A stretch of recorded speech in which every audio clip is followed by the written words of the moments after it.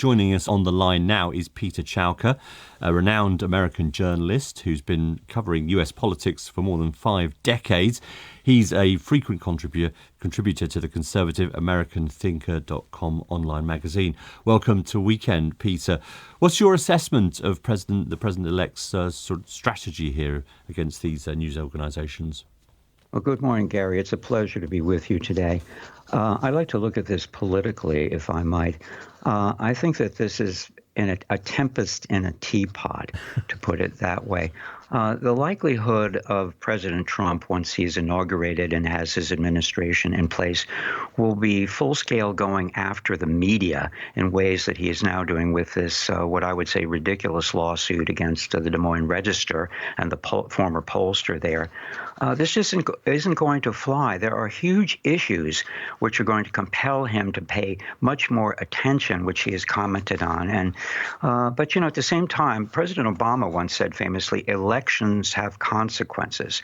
Now, President Trump won a very large mandate, and he did say on the campaign trail that he wanted to go after individuals who had unfairly targeted him. But he insisted that if they had broken the law. And very interestingly, 2 weeks ago today on Meet the Press, in the only interview he's given for the mainstream media since he was elected, he said that success would be his retribution. And he added that he would not direct his new attorney general or anyone else to prosecute anyone. And I would also say, Gary, that I read your excellent article on November 13th of the BBC titled, "Trump has full control of government, but he won't always get his way." I agree with you totally on that. Now, his designated FBI head, Kash Patel, or his attorney general nominated Pam Bondi, they will have to both go through a vigorous Senate confirmation hearings Kash and Patel, answer though, really tough questions, all of them under oath. So, Kash Patel they're not there yet. Kash Patel has threatened people, though, hasn't he? And he's going to be the FBI director if he gets confirmed.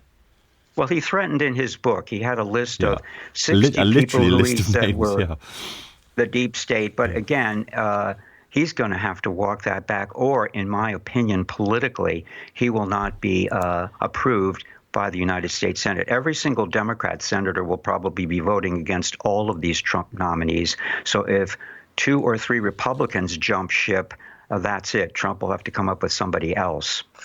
Just one thing that we mentioned there in the interview was this question of, and Donald Trump has said on the campaign trail, and I get it that it's the campaign trail, and that's slightly different, but that some of these organisations ought to have their broadcast licences revoked.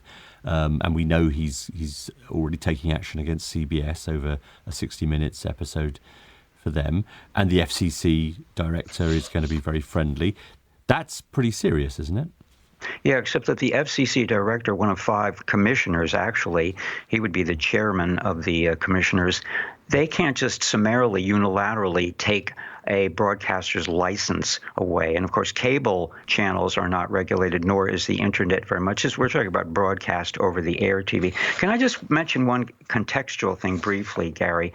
In context, a decade ago, President Obama's administration was intensely criticized by the mainstream for employing his Department of Justice and the FBI to target journalists who wrote stories based on leaks. And there was a Hill story 8 years ago. And the Hill, of course, is not a conservative publication.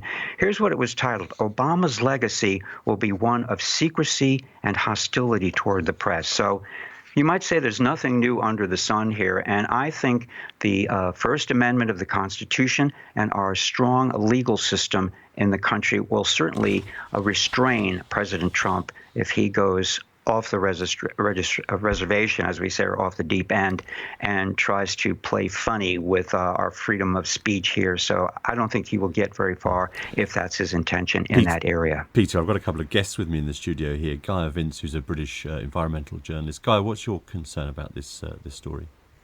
Well, I mean, it is, of course, very concerning when a president starts suing or trying to sue or threatening media outlets. I mean, I noticed none of his ire is directed at Fox News, which is very partisan and very skewed. I would just say that, for me, the biggest problem with all of this is not that he's starting lawsuits against various journalists because presumably that's a matter for the courts to decide. But it's that self-censorship outcome that develops from anything like this, where journalists themselves and producers and editors stop running stories that might potentially invoke legal action because of the hassle. Sort of self-censorship you're talking about. Yeah, so we start to see the direction of stories developing that are less critical or less investigative, and the time that takes to investigate long features gets cut because people don't want to invest that amount of time in something that might result in a legal action, even if they would win it eventually. And Fola, what's your concern? Because I think, you think this is more about a sort of legacy thing.